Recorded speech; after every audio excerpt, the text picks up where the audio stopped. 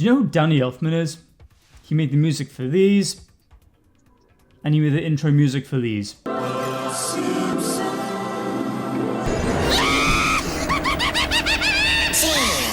the crypt. He also used to have a band called Oingo Boingo. Oingo Boingo is one of those bands where every album is a gem. Each one was a blast of frenzied energy with lyrics that combine humour with emotional introspection, exploration of the sinister parts of the psyche. What better way to promote these songs than with equally manic music videos? If you're like me, you found out about this song because it was associated with Pedo Bear. Do you remember Pedo Bear? If not, then you might be Pedo Bear's type. Already we're seeing the influence of expressionism with a skewed door and chair that look like they were swiped from the set of Dead Golem. It's no wonder Danny Elfman and Tim Burton hit it off so well. As he declares his love of little girls to a girl selling cookies, he shows her his audience of dwarf versions of Chuck Norris, Arnold Schwarzenegger, Ron Jeremy, and I don't know, the Ralph Bakshi version of Samwise Gamgee. This transitions to one of the sleepovers Peter Mandelson was invited to.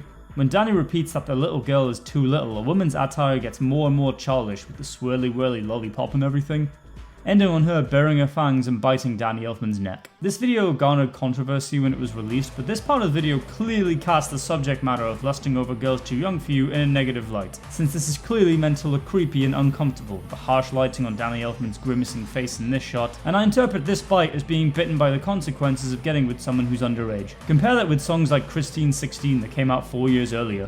What the fuck, Kiss? As he walks down a street that looks like where Dr. Caligari would do his shopping, the visuals reflect the lyrics about not caring what they look like in public to other people. As expressionless faces watch them, you can only imagine what they think seeing a man in a relationship with a girl half his size. Having this woman shrink looks like it's meant to highlight the absurdity and power imbalance of relationships like this. I don't know what the point of this shot is, but I love how bad it looks. The video ends back at the house as Danny Elfman dances back to the girl and takes her cookies without paying. I wish I had my own backup singers with dwarfism so I could answer the door to Jehovah's Witnesses this way. Okay, I feel grossed out now. Let's move on from singing about being a nonce to the more lighthearted topic of isolation. This one location video straightforwardly depicts the lyrics of the song, at least as straightforwardly as any Oingo Boingo music video can, though Elfman's life becomes less private when his band materializes. The grey colouring of the people outside contrasts with the bright colours in the room, which visualises the lyrics about the singer alienating himself from other people to the point where he feels no connection to the outside world. This shot of him lying on a bed, seemingly floating in front of a time-lapse of clouds in the sky, paints a picture of someone whose world has become so minuscule that it might as well just be a bed made for one and nothing else. This is describing myself too closely now. This shows you how ahead of their time Oingo Boingo were that in 1983 they made a theme song for the Nothing Ever Happens meme. I always knew they were a bunch of chuds. Much of this video depicts the song's lyrics in a humorous and surrealistically exaggerated way.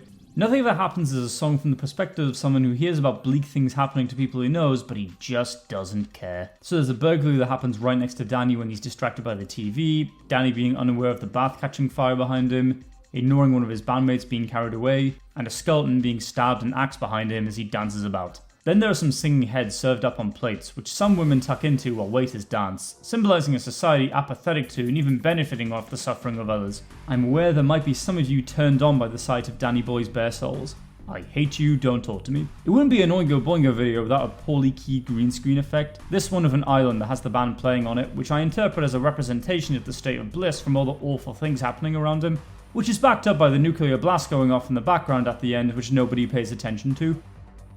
I like to think that's how I'd face imminent annihilation.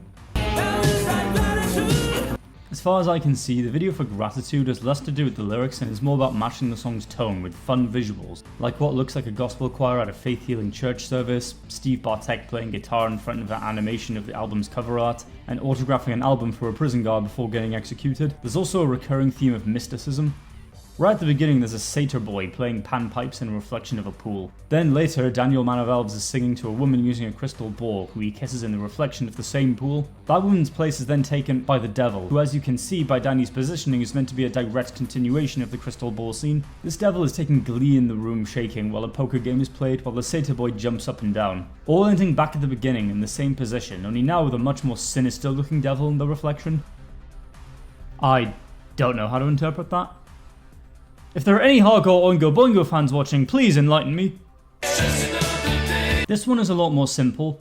The entire video is the band performing this song in front of a crowd who look close to identical to each other. Maybe I'm reading too much into this, but it makes you wonder if this is meant to represent how individual audience members eventually gel together in your eyes. Imagine being in a touring band. It wouldn't surprise me if by your 100th performance you barely see the people watching you as separate entities because you've done it so often.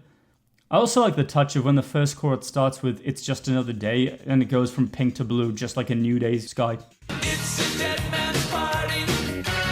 The video for Dead Man's Party is almost entirely footage of the band playing the song and clips from a film it was used for called Back to School starring Rodney Dangerfield. I don't usually talk about videos where it's just the band performing the song and nothing else, but it has a few brief stop motion segments that look like the album cover, so that's something. Won't you stay with me one more day? Before the song starts in the video for Stay, you get a brief exchange between this pair where one of them asks, Stay.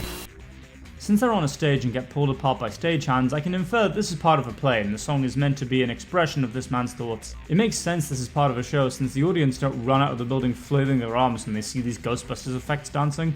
The audience in this are close to the opposite of what the audience in Just Another Day represents. As they watch the show, they come off as individuals with their own personal stories. You can see curiosity, wonder, and enjoyment on their faces. I found myself pondering how they would relate to this song if they were real people. Now let's look at the video for Weird Science. And by video for Weird Science, I don't mean the footage I have of the experiments I've done on homeless people. Wyatt Matanzas, you can have your tadpoles tomorrow! This one is largely Oingo Boingo singing and playing the song in what Frankenstein's laboratory would be if he lived in the floppy disk era. Mixed with footage from the film of the same name the song was made to promote. The dingy and dim blue lighting lets you know this isn't wholesome science. No, it's weird science, like the movie, which is a fun watch. As a comic fan, I also recommend the EC comic series that was the namesake for this. Like in the film, Dan Dan Kokoro Hikarateku tries to pull a Frankenstein and creates a woman with lightning, a floppy disk, and a doll. And at first he succeeds, but when he ventures out in public... Wawa!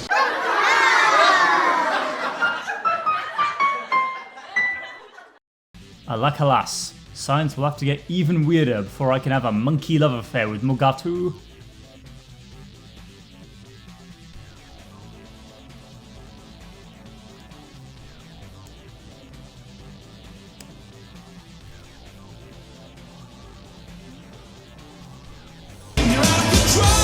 Out of Control is a slower song than most of the other songs I've talked about, and its accompanying video reflects that. Daniel even sits down the whole time. He was worn out from dancing about so much in the previous songs you see. With the pan and close-up, slowed down shots, and warm color temperature, this fits the contemplative and emotional nature of the song. I've always liked the orange lighting that looks like the evening light when the sun is going down. If I saw this on VH1 while lying in bed, I would vibe to it and life would feel good.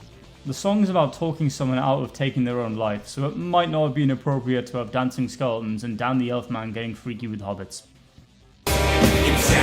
While nothing bad ever happens and Gratitude have the most impressive sets, Insanity shines through with its impressive stop motion. When you know how painstaking stop motion animation is, it makes this look all the more impressive. Just look at all this imagery.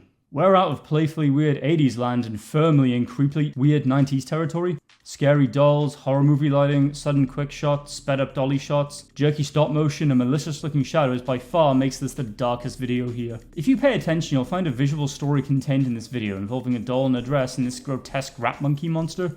It's about this doll running away and getting hunted down by Monkey Rat here. She gets taken back to the beastie's lair who rips the stuffing out of her. But there's a twist where the rat Fink gets his comeuppance. He finds a tiny miniature teddy bear inside of her and gets sucked inside the doll he was trying to kill. What exactly this is meant to symbolize, I'm not sure. Was the doll dangerous the whole time? Was it meant to show how the creature's malice and obsession consumed it? Maybe it ended like that just for the sake of a relief so the ending isn't too bleak and hopeless. Anyway, this video rocks. It appeals to the stop motion monster fan in me and the sick little freak who likes fucked up media. If you're an Oingo Boingo enjoyer, do you think I did their videos justice? Did this make you want to check out Oingo Boingo songs? Are there any musicians with music videos you'd like me to talk about? Wasn't that fun?